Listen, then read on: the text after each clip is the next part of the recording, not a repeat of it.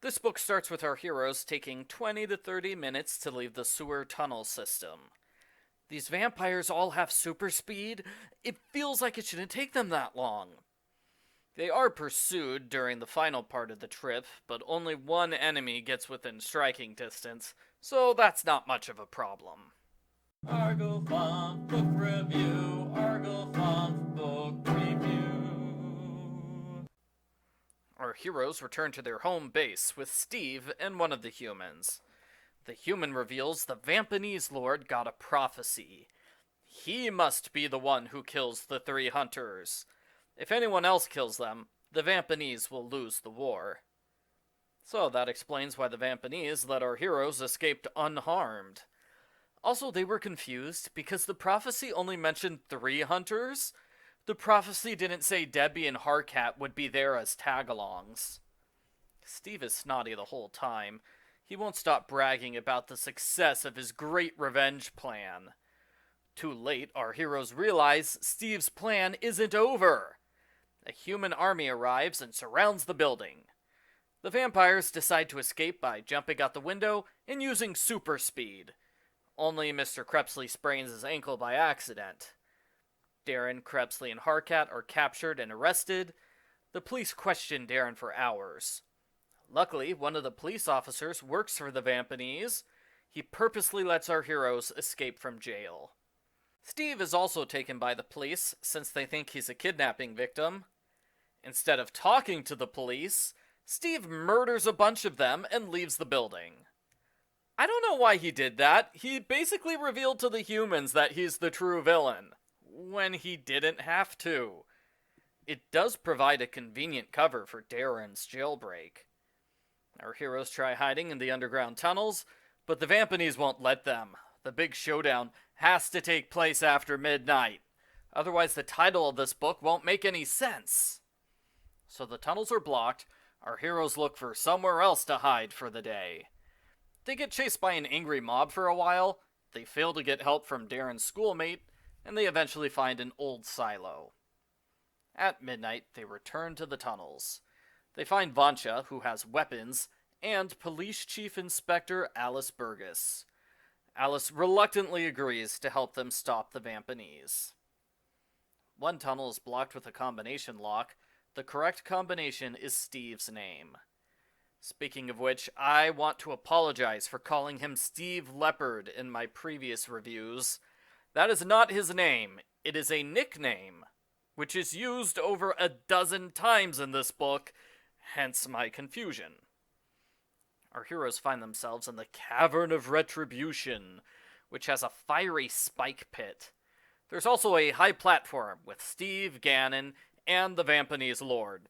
About 40 enemies are here, waiting to kill our heroes. Our heroes make a deal. Darren will duel with Steve and the Vampanese Lord. If Darren wins, he and his friends get to walk away free.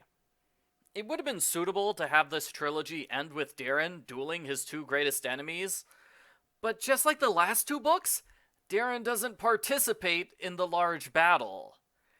I'm guessing the editor had a rule against having Darren kill people, and that's why he always avoids fighting. So, in this book, Alice creates a distraction, and Mr. Crepsley is the one who fights the Vampanese Lord, not Darren. Mr. Crepsley uses an impressive gymnastics move to get behind his three opponents. He kills the Vampanese Lord by pushing him into the spike pit. Steve pushes Mr. Crepsley into the pit, too. Mr. Crepsley falls to his certain death. When a bunch of vampires arrive, they save him and battle the villains for 3 pages. Before Darren says, "No, he's lying. That's not what happened. Mr. Crepsley died for real." That was a cruel fake-out, Darren. This book got many reviews, which are like, "No! How could they kill Mr. Crepsley? That's the worst ending!" An even more cruel fake-out occurs when Steve reveals he's the true Vampanese Lord. The other guy was a decoy all along, which is why he never spoke or did anything in this trilogy. The end. Post-book follow-up. This is the last book of the Hunters trilogy. Now that I've read the whole trilogy, I don't like Book 7. It wasn't relevant to the story. Books 8 and 9 go together, but Book 7 doesn't go with them. It should have been left out. I think it would have been better if the trilogy started with Book 8. This was an action book with a lot of escapes and a long fight scene at the end. While the escapes were dramatic, readers can skip over that half of the book and miss nothing. I feel weird saying that because I really enjoyed the humans in the previous book, but in this one, they feel more like a minor obstacle whose sole purpose is to prolong things for a day. Part of the problem is that last book ended with a big battle in the tunnels. Our heroes escape in this book, only to have the same basic battle in the same basic location the next day. It doesn't feel like continuing the story as much as it feels like deliberately pausing the story in order to get another book out of the series.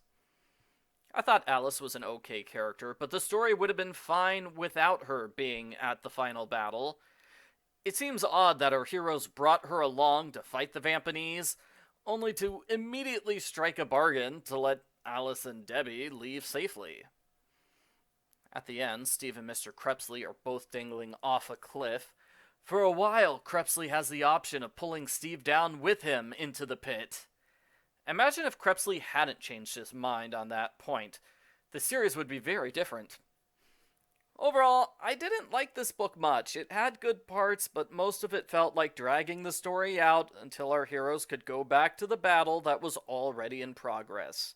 I think it would have been better if this was the second book of the trilogy instead of the third one. I give Cirque du Freak number 9, Killers of the Dawn, a 4 out of 10.